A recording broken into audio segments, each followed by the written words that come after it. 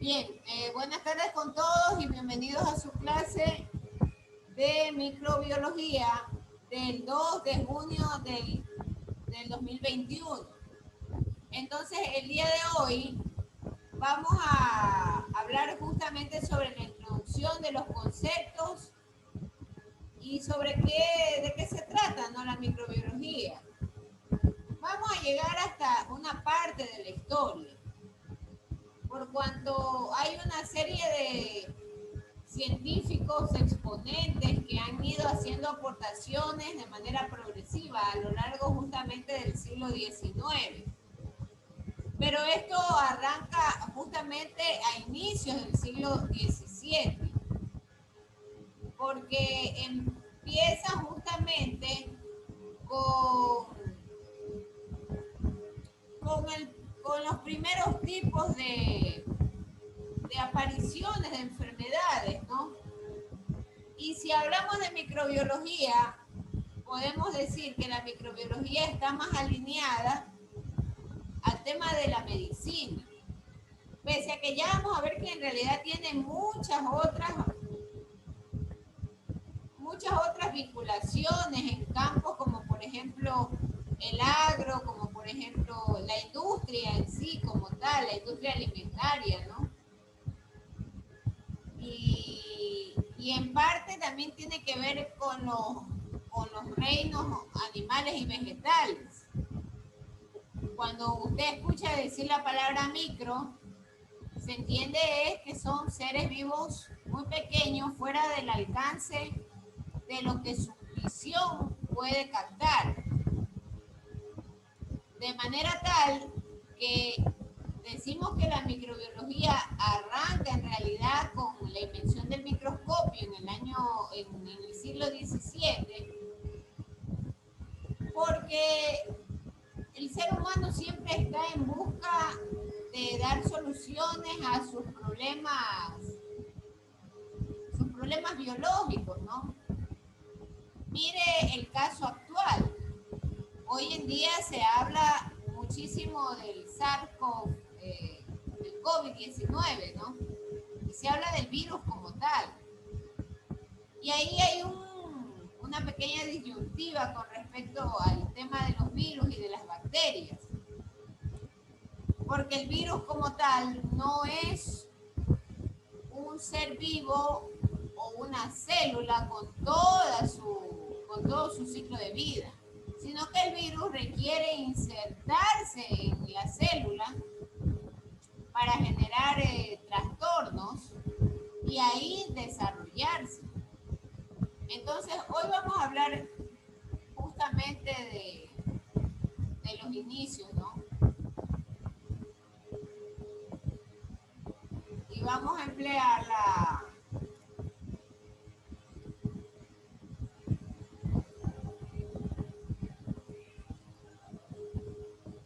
vamos a usar esta diapositiva que me pareció bastante importante porque empieza desde el concepto y el desarrollo histórico de la microbiología. Por si acaso, estas diapositivas son tomadas del slide share y yo le voy a pasar el link a nuestros colaboradores permanentes que son Luis y Don Nelson, para que a su vez ustedes la abran directamente desde el Google, ¿no? Copian la dirección, la ponen en el encabezado, el HTTP, y ahí puede generarse. Entonces, como hemos venido mencionando, la microbiología es justamente una ciencia que trata a los seres vivos muy, pero muy pequeños. Aquellos que se encuentran muy por debajo del poder resolutivo o del poder o de la capacidad de la visión del ojo humano. Entonces, el objeto en realidad de esta disciplina siempre va a estar determinado por metodologías que buscan poner en evidencia y estudiar a estos organismos tan pequeños.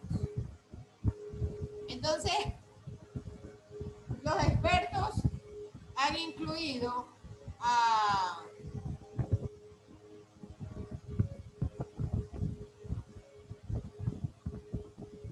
los expertos han incluido justamente a los agentes acelulares. Note usted esta palabra, ¿no? Que es muy... La palabra acelular significa que son sin células. Y ese es el caso exacto de los virus, de los viroides y de los priones. Existen también las arqueobacterias, las bacterias, los protozoos, las algas y los hongos. Ahora, note en particular la diferencia. Las arqueobacterias, las bacterias, los protozoos, las algas y los hongos, esos sí son considerados agentes celulares.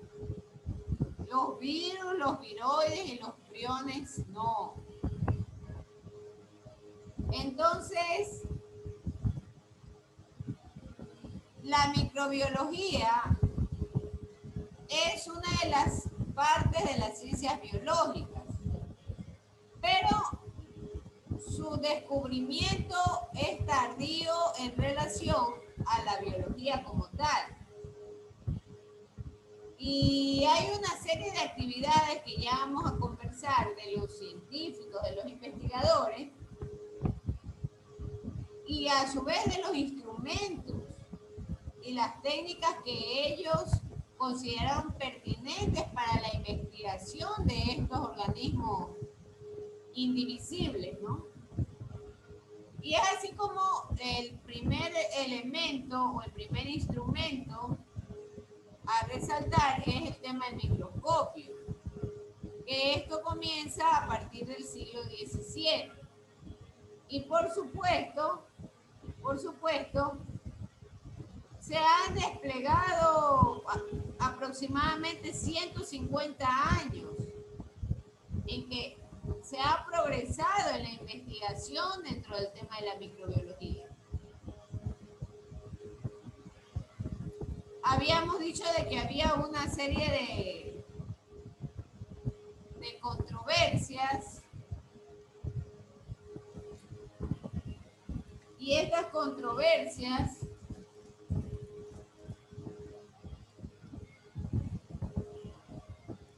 controversias tienen que ver justamente con, suena un poco irónico, ¿no?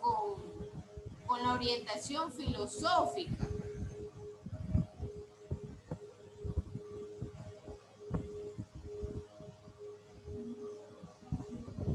¿Y por qué decimos que hay controversias en cuanto a la orientación filosófica?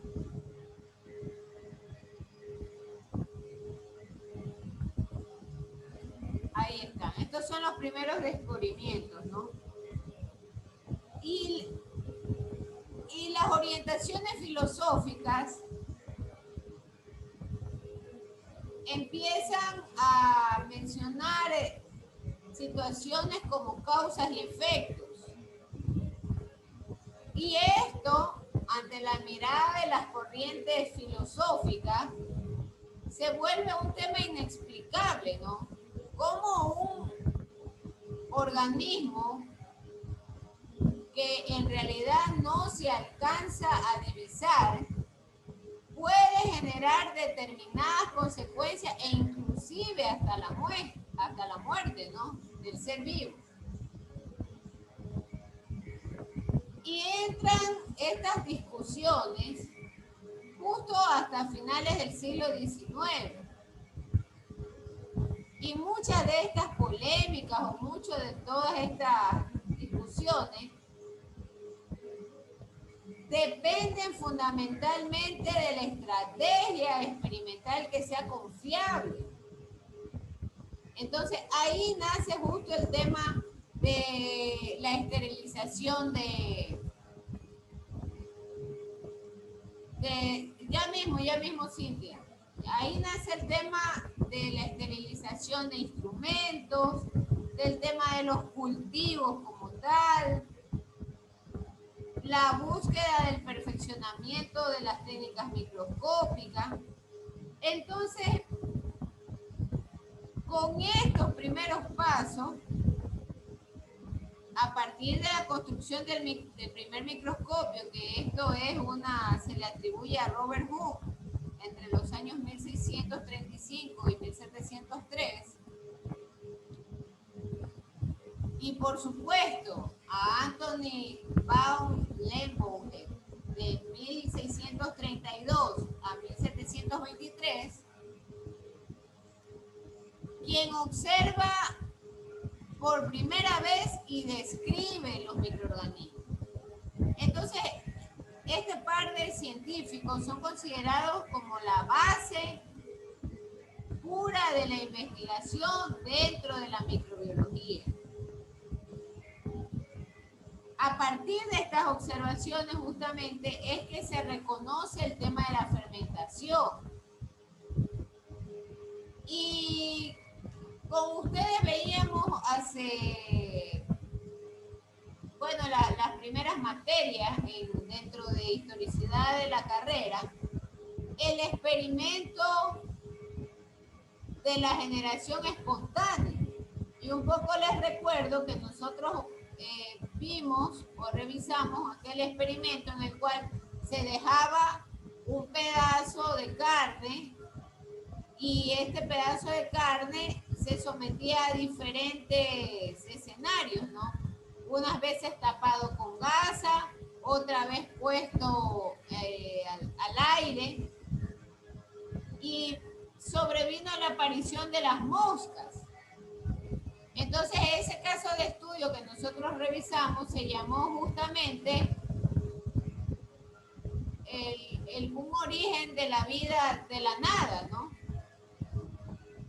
Entonces, esta situación es a lo que le denominan generación espontánea. Entonces, se tumba ese criterio o se elimina el criterio de que la vida no nace de la nada. Hay una razón de fondo y la razón de fondo obedece a los microorganismos. Y entonces ahí surge justamente la teoría de la enfermedad o la teoría del origen de las enfermedades. Entonces, estos son en realidad los primeros pininos. Hay otras épocas también muy buenas. En la historia de la microbiología lo llama la época de oro de la bacteriología. Entonces, ¿quiénes figuran ahí? Justamente figuran Pasteur y Koch. Estamos hablando ya del descubrimiento de la penicilina, ¿no? Y estamos hablando también, inclusive Koch es el nombre el apellido del descubridor. Este era el experimento del cual nosotros ya habíamos conversado y ya lo habíamos revisado en las clases anteriores, ¿no? El de Francisco Redi, sobre si la vida surge o no de la nada. Ya este experimento ustedes lo habían revisado y habíamos analizado inclusive a partir de este experimento todas las fases, ¿no? Yo creo que eso tendrían que ustedes repasarlo de sus apuntes de historicidad y volverlo a traer a la palestra, ¿no? Entonces, de ahí nace su implicación con la medicina y por ende con la química. La microbiología también encuentra un buen aliado en la química, porque la química aporta varios avances o varios fundamentos teóricos justamente para la eliminación de estos microorganismos, que en ocasiones, como se ha venido diciendo, pueden causar hasta la muerte. Entonces, hay aportaciones importantes, como por ejemplo el tema tema de la nutrición de las plantas. Y hay muchas plantas también que aprovechan estos microorganismos en sus raíces, ¿no? Para justamente hacer el intercambio de nutrientes. A todo esto se suma también la diversidad fisiológica de estos microorganismos. Entonces, ahí tenemos en pantalla un par de exponentes. John Needham y Spallanzani. Entonces, nuevamente ellos hacen experimentos y se basan en las observaciones. Entonces, por ejemplo, Needham trabaja con un pedazo de carne de cordero. Él la hierve y la sella. Y entonces su observación final es que el medio líquido se vuelve turbio y que contiene microorganismos. Spallanzani, en cambio, trabaja con el extracto en una botella. La sella la botella y la hierve. Ahora, noten ustedes que las condiciones son diferentes. Entonces, estas condiciones son las que justamente aportan con los avances metodológicos y los avances teóricos. Hoy en día todos sabemos que si yo hiervo algo, lo guardo y lo sello y lo guardo en la refrigeradora, no hay presencia ni incrementos de microorganismos. Ahora, claro, es también importante notar que no es el hecho de guardarlo en la refrigeradora y que esté sujeto a una temperatura y pueda ahí conservarlo eternamente. Las cosas no funcionan de esa forma.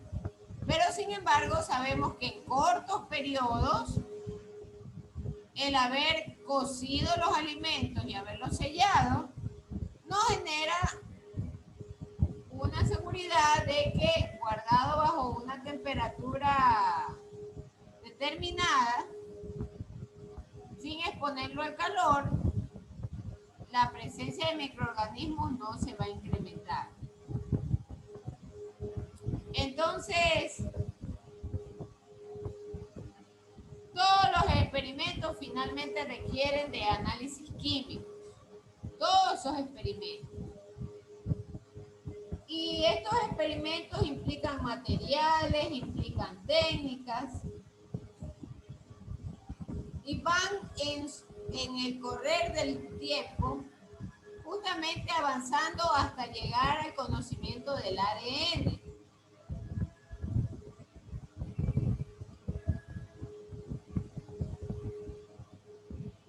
Ahí hay otro experimento, el de Louis Pasteur.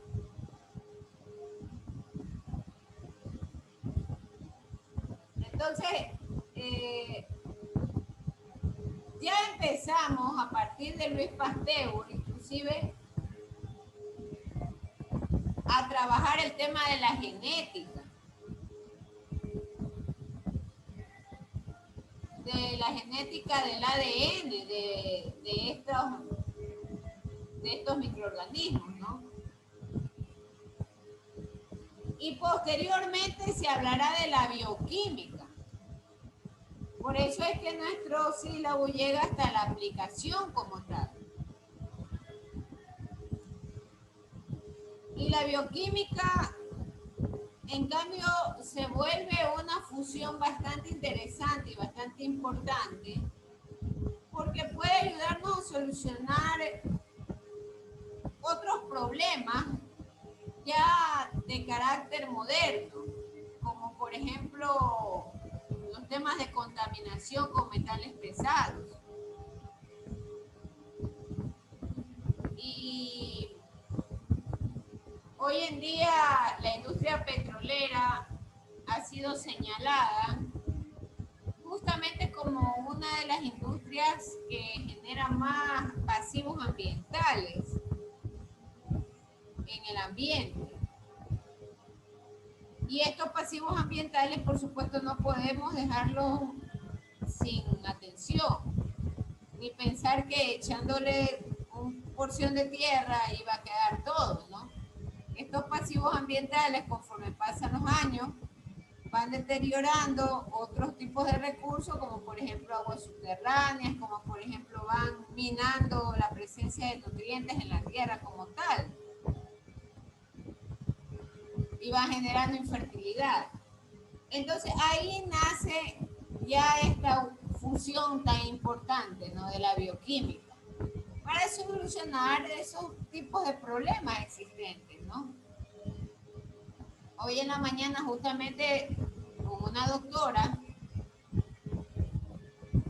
se conversaba del tema de la presencia o de la incidencia de microorganismos en aquellos productos de tipo transgénicos. Entonces ella sostenía de que aquellos productos que no contienen transgénicos o que no son modificados genéticamente son fisiológicamente más resistentes a la presencia o a la aparición de estos microorganismos. Ella lo manifestaba de este modo, ¿no? Entonces, estos tipos de conocimientos ya son justamente a partir de, o estas fusiones de ciencias nacen a partir del siglo XX. Veamos la pregunta de...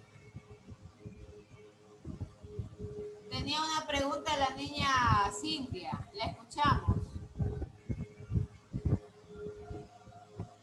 Es que, buenas tardes, es que se mencionó a Leeuwenhoek y a Robert Hood y a Leeuwenhoek. Y ellos fueron los que hicieron lo de la teoría celular, por eso le iba a preguntar. A ver, por favor, José Marita, repite qué es lo que querías preguntar, que no... Que los primeros científicos que usted me nombró fueron los de la teoría celular. Ellos realizaron muchísimos experimentos, también lo de las bacterias en los dientes de uno de los científicos. O sea, el primer experimento que parte es el experimento de Reddy. Ese en realidad es una de las primeras intenciones de investigación. Pero el experimento de Reddy, recuerdan que planteaba que la vida nace de la nada. Eso sí vimos con ustedes, me parece. Sí, la generación espontánea. ¿Verdad? Entonces, de ahí parte. Pero conforme pasan los años y conforme también los investigadores desarrollan herramientas tan importantes o instrumentos tan importantes como el microscopio, es ahí donde esa idea empieza a cambiar. Y claro, el experimento de Reddy queda como parte de la historia. Sí, comprendo. Es que yo hice un video sobre la teoría celular, entonces ahí yo estoy explicando cómo nace. Entonces cuando mencionó a estos dos científicos, ahí ellos hicieron lo de los primeros microscopios, como usted dice. Entonces ahí poco a poco fueron viendo y descubriendo las bacterias. Claro, sí, esos son los primeros programas, ¿no? Porque recuerda también que se estudia el tema de las bacterias o de los microorganismos porque se convierten en agentes que infectan. Y además, ellos van minando, la mayor parte de ellos van minando las defensas del huésped. Es ahí como nace en realidad la microbiología, ¿no? Entonces, en realidad va direccionado al tema de virología, los virus. Va direccionado al tema de inmunología. Y entonces esa necesidad básica del ser humano es la que lo obliga a desarrollar todas estas cosas, ¿no? Entonces,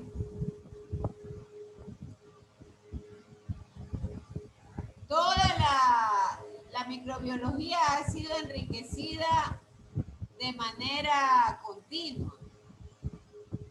Y empezaron con investigaciones básicas como la observación de redes, ¿no? Y hoy ya tenemos una expansión en diferentes campos. Ya voy a ver, voy a copiar tu link, ¿no? Para verlo más tarde.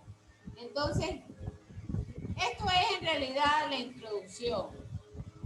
En el desarrollo histórico de la microbiología como tal, hay 4 periodos.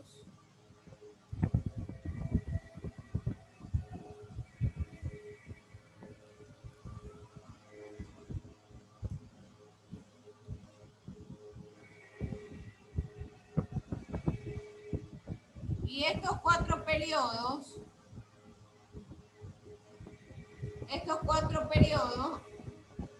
nace el primer periodo justamente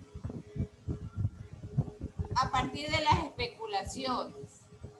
Entonces esas especulaciones están relacionadas al primer experimento, que es el experimento de Reddy, hasta llegar a los microscopistas.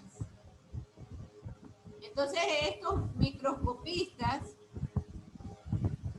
justamente ya tumban o dan de baja esta teoría de generación espontánea, y uno de sus exponentes importantes es Tyndall, ¿no? Porque él demuestra que el polvo transportaba los microorganismos. ¿Qué más hace Tyndall? Tyndall habla de que en ausencia del polvo, los medios de cultivo permanecen estériles, ¿no? Sin contaminarse. Inclusive, él demuestra a través de su experiencia que si están directamente expuestos al aire, no se contaminan, siempre que estén sin polvo. Y además ha proporcionado evidencias de forma que las bacterias son excepcionalmente resistentes al calor.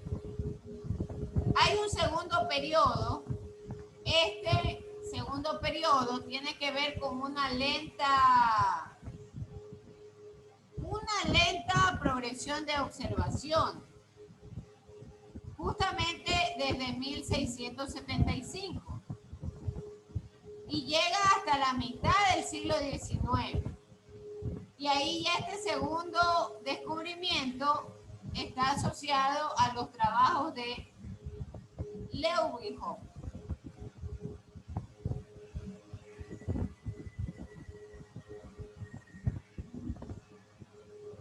El tercer periodo, en cambio, tiene que ver con el trabajo desarrollado por Pasteur y por Koch. Y entonces ellos ya generan una ciencia experimental ya mejor planteada, ya desde el punto de vista de un estudio inmunológico.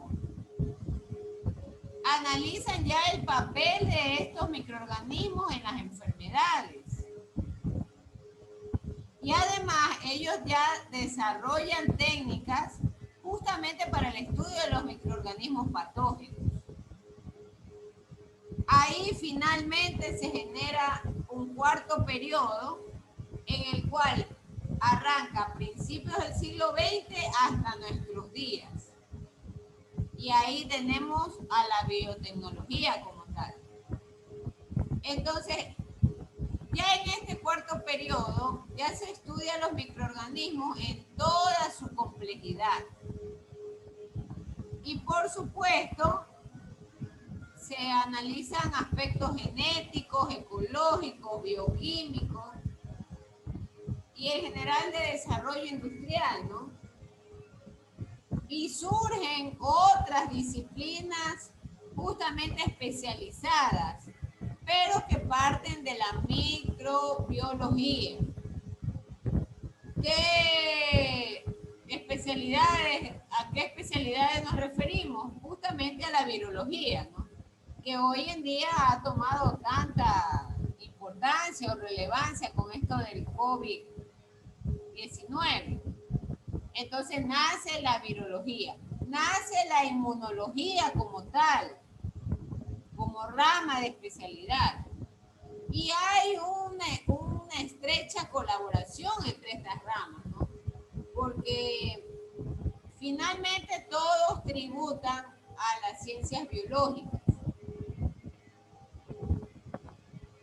Y a pesar de que cada quien analiza apartados dentro de sus especialidades, todos ellos tienen un mismo fin. Y todos ellos buscan frenar el deterioro de los organismos ocasionados justamente por los microorganismos.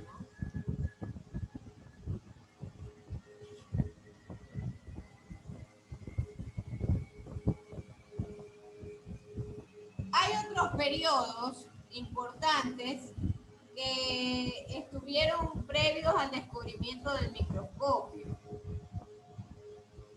Entonces, podemos mencionar a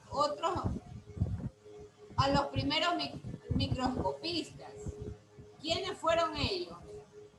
Ya habíamos hablado de Leeuwenhoek y justamente él tenía un taller. El primer microscopio nace como un instrumento que magnifica las imágenes. Así nace el primer microscopio. Y por supuesto,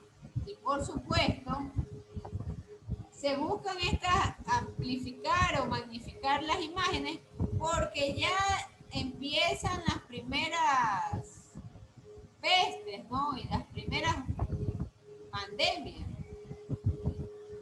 Recuerde usted que desde la antigüedad se hablaba de la lepra, ¿no?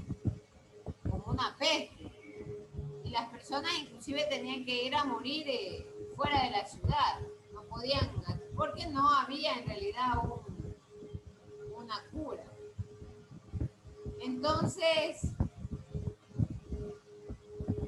el descubrimiento de los microorganismos es obra justamente de un comerciante holandés de tejidos. Eso era Anthony van Leeuwenhoek. Y él en realidad sentía mucha inclinación al montaje de los lentes.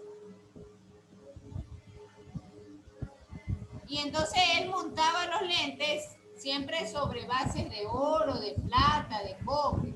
Es así como él fabrica sus primeros microscopios. Un poco vamos a tener ahora que recurrir justamente a este tipo de conocimientos básicos, ¿no? Y montar un lente sobre otro o sobreponerlo con la finalidad de poder en casa nosotros realizar estas observaciones. Vamos a tener que remontarnos a estos primeros experimentos, ¿no? De Anthony van Leeuwenhoek. Entonces a él se le considera como el padre de la microbiología. Por supuesto hay una sociedad en Londres que le reconoce justamente sus trabajos y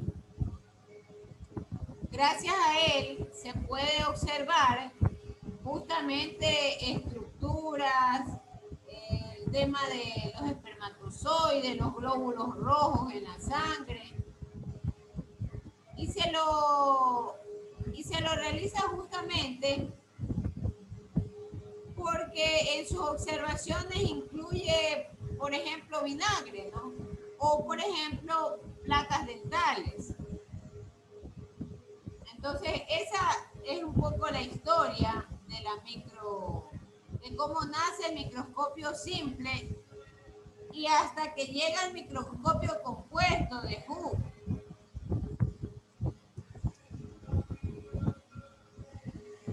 Entonces toma un nivel de mayor importancia el tema de los microorganismos porque existe un proceso del descubrimiento de la relación entre el microorganismo y las enfermedades. Aquí también nace un par de términos importantes, ¿no?, que van ustedes a escuchar. Hay microorganismos que son aeróbicos y hay microorganismos que son anaeróbicos. Entonces, los aeróbicos son aquellos que sobreviven y necesitan la presencia del aire. Y los anaeróbicos son aquellos organismos que no requieren la presencia del oxígeno como tal. Aeróbicos, oxígeno. Anaeróbicos, sin oxígeno.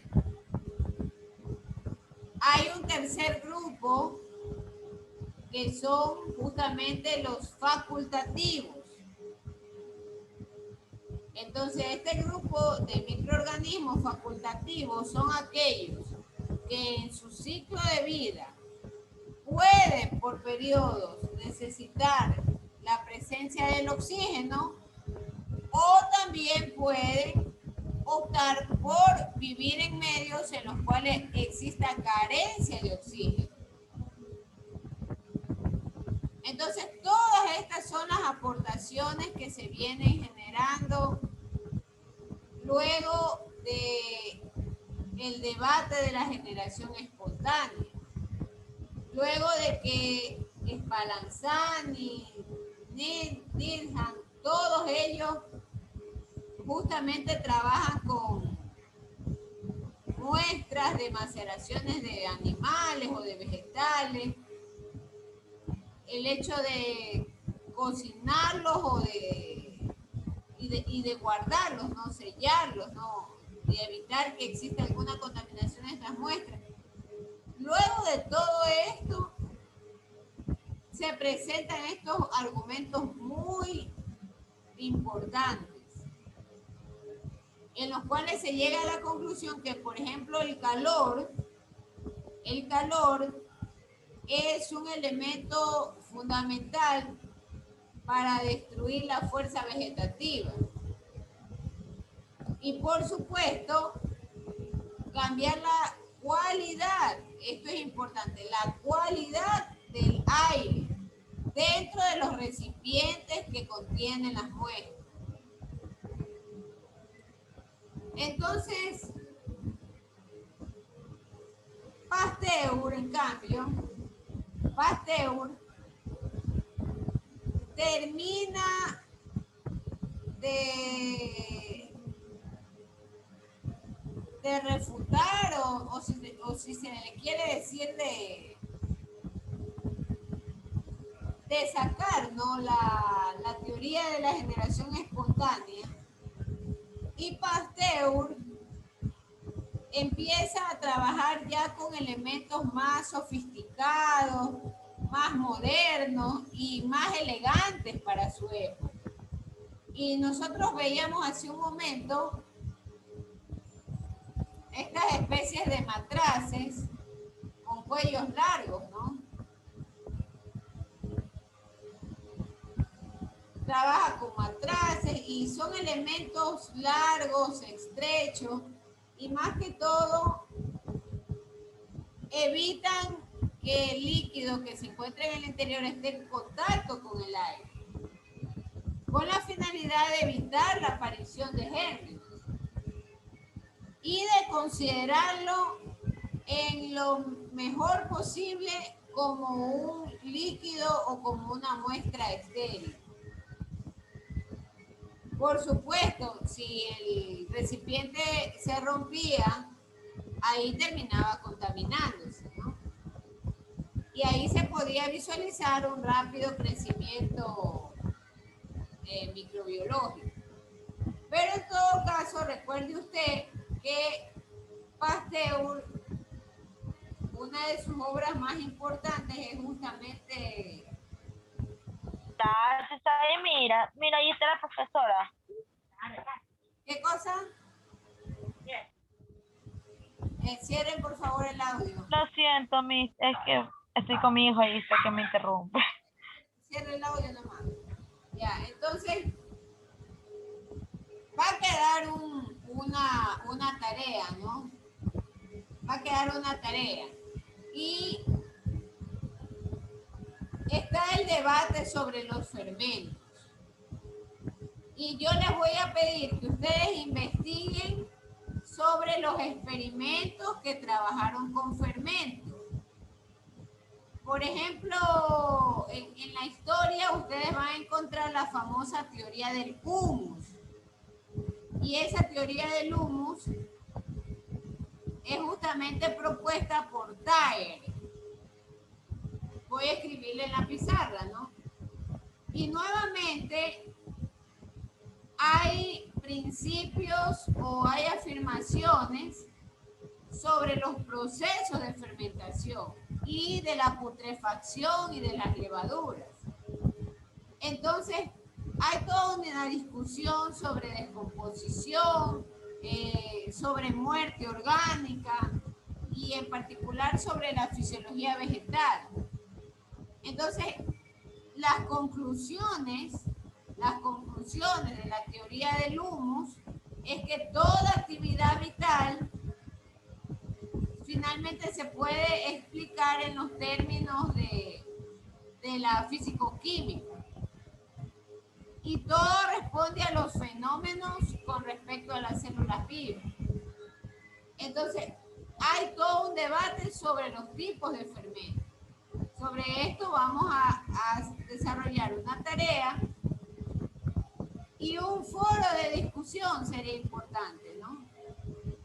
Porque ya acá empezamos a hablar de los conceptos que les mencionaba, ¿no? Sobre la ausencia de oxígeno, sobre la presencia de oxígeno en los sustratos orgánicos y la incidencia con respecto al crecimiento microbiano.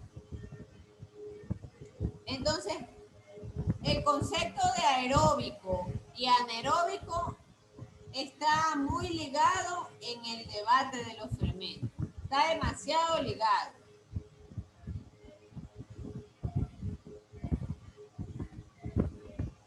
¿Qué más podemos hablar o como parte de introducción, los avances técnicos?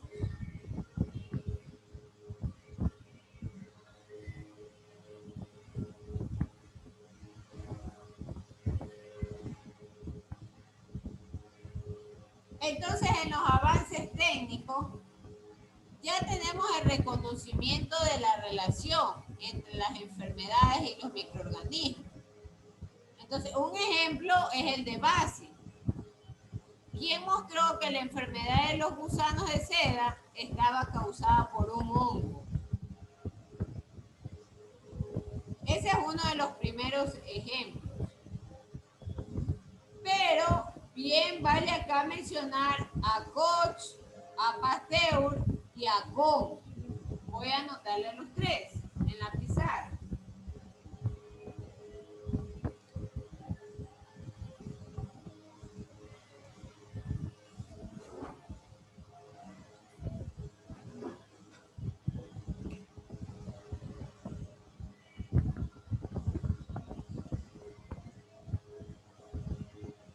Dentro de los avances técnicos en la microbiología,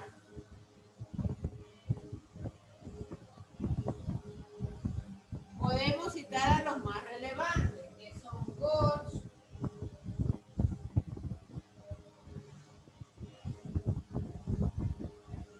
Pasteur y Kohn.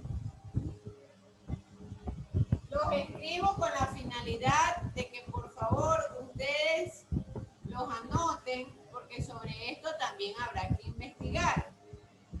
Entonces ellos básicamente hablan de la parte morfológica y fisiológica de los microorganismos. Entonces allí surge el concepto justamente del pleomorfismo. Eso ya es un avance técnico. Y entonces el pleomorfismo es una explicación justamente a la actividad del microorganismo y a la forma del microorganismo. Entonces, ya existe la base del estudio de la fermentación. Y mientras se estudian estos fermentos, aparece justamente la sucesión de las poblaciones de los microorganismos.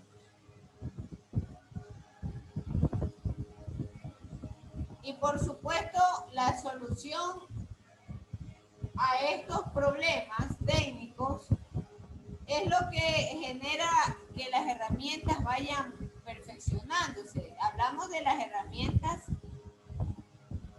para el análisis justamente de los cultivos. Hoy en día ya tenemos el famoso agar-agar. Y el agar-agar es una base de cultivo.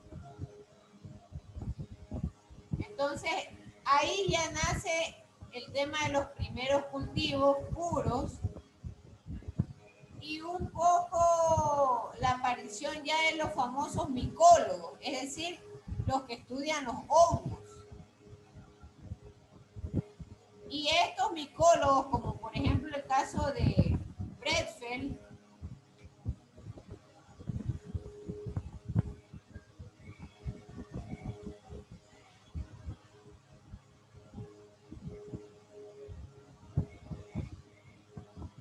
él es el científico que logra aislar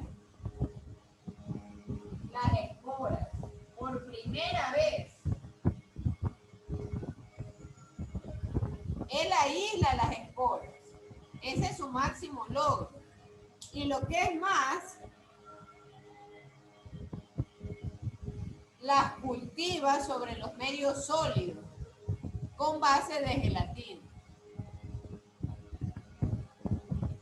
Entonces, esto ya forma parte de los avances técnicos, ¿no? Y de la aparición del concepto de cultivo puro. Inclusive se empieza a trabajar con medios sólidos también, ¿no? Con los medios sólidos, con los nutrientes en estos cultivos, ¿no?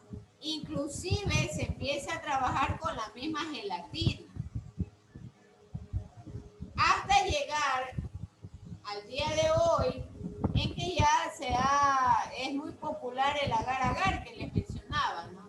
El agar-agar finalmente es una derivación de un extracto de algas rojas. Eso es el agar-agar. Y el agar-agar es sólido, es un elemento sólido, ¿no? Que se usa en los laboratorios. También tenemos la presencia luego de las famosas placas Petri. Y el nombre obviamente se debe a su implementador, ¿no? En 1887 justamente Petri, que trabajaba con Koch, él sustituye todas esas bandejas de vidrio justamente por unas cubiertas. Y eso hasta estos días nosotros tenemos ya las placas de cristal planitas, ¿no? Que es la que conocemos, las famosas cajas Petri. Entonces esas cajas Petri ya forman parte de los avances técnicos de la microbiología. No sé si tengan alguna pregunta o alguna incógnita, vamos a dejar hasta ahí las clases. voy a copiar yo el link de Cintia, ¿no? Si le gusta, le pone like. Porque después se va.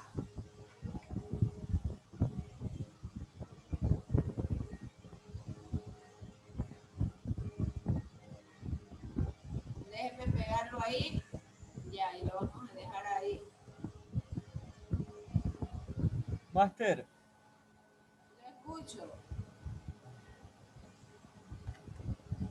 máster, una consulta. Me lo escucho, diga. Ya, habló de una tarea y dijo de los avances técnicos, microbiología y los tres La nombres. tarea, ya. Ajá. Muchas gracias. No, la tarea no lo voy a dejar puesto ahora. Lo más probable es que lo deje al inicio de la siguiente semana, porque estamos todavía ajustando el campus virtual. Entonces, ¿qué vamos a hacer?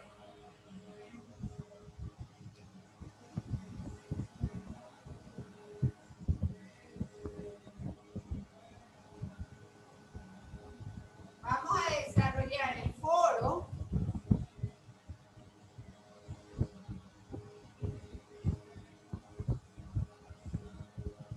sobre el debate de los fermentos.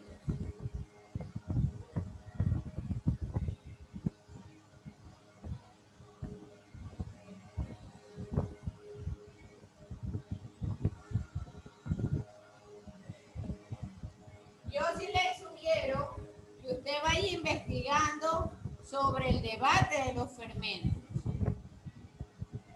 Y al momento de investigar sobre el formato del debate de los fermentos, usted analice cuáles fueron los tres más importantes experimentos para el criterio de usted que se desarrolló en función a la teoría de estos fermentos. Y por supuesto, analizarlo bajo los términos físicos y químicos, ¿no? Entonces, y que explique usted por qué los considera los tres experimentos más importantes. Máster, de los tres que hay, ¿cuál me pareció para mí el más importante? Y ahí los analizo, Sí, los tres más importantes. Y tu opinión, ¿por qué los consideras los más importantes? Porque en realidad, sobre el debate de los fermentos hay no menos de 5 personas que participaron. Por ejemplo, Latour es uno de ellos. Cushing es otro. Berzelius es otro. Wöhler es otro. Entonces, de toda esa gama de investigadores que trabajaron con fermentos, ¿cuáles son los tres más importantes? ¿Y por qué? Entonces, esto va a quedar como tarea, como foro va a quedar abierto. Entonces, lo más seguro, como le digo, es que se lo colgará el día lunes. El día lunes quedará colgado. Y de ahí corren 10 días para que usted suba su argumento, ¿no? Puede colocar figuritas, ya lo sabe, pero que esté en el cuarto de la par.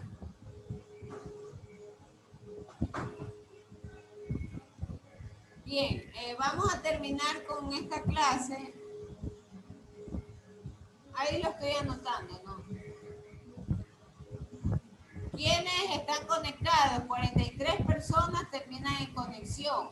Adrián Macías, doña Teresita Ford, Adriana Ramírez, Ronald Alcíbar, Mercedes Justo, Byron Jiménez, Denis Zambrano, Doris Pazmiño, Elian Mosquera, Elsa Carreño, Elvis Ayala, Eva Sánchez, Evelyn Guzmán, Evelyn Hurtado, Fernando Pin, Gabriela Cervantes, Génesis Orobio, Cintia Ipiales, Jairo Vadillo, John Ramírez, Johnny Pizarro, Yulei Sánchez, Katy Alvarado, Lilibet Castañeda, Lice Cochea, Lord Delgado Williams, Luis Antonio Rosales Rosales, Luis Rosales Mendoza, Marcillo Ariana, Eddie Mayorga, Natalie Tomalá, Loren Navas, Nicolás Chiquito, Pietrini Mita, Rebeca Tumbaco, Ellen Rentería, Kareli Salto, Sharon Flores, Kareli Sinchi, Tomás Morán, Jocelyn Mite y Madeleine Zambrano. Ahí están las personas de conexión. Les voy a pedir, por favor, para hacer la toma de la clase, ¿no? Miss, ¿le puedo consultar algo? A ver, diga. Es que de acá donde estoy está oscuro y no se puede ver, entonces por eso no tengo prendida la cámara. Ya, no se preocupe. Eso sí les pido que por favor, hay alguien. ¿Qué pasa con la Evelyn Montalvo? No se ve. Esa niña. No es eso, Miss, sino que fue el internet. Es que estoy en un campo y literal, estoy cogiendo internet robado de acá de la antena. No, una cosa, en presencia, bueno, ya pues hay una justificación de por qué me confundo, pero ya acá estoy leyendo los nombres. Pues. Ya, entonces, déjeme tomarle la foto.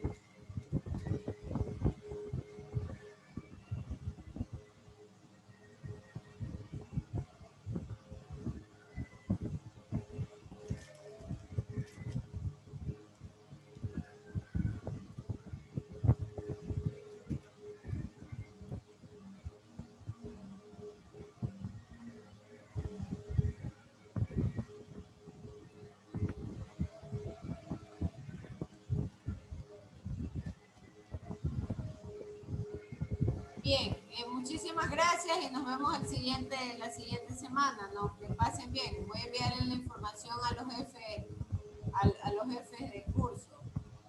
Gracias, un abrazo para todos. Cuídense, máster. Cuídese, Miss.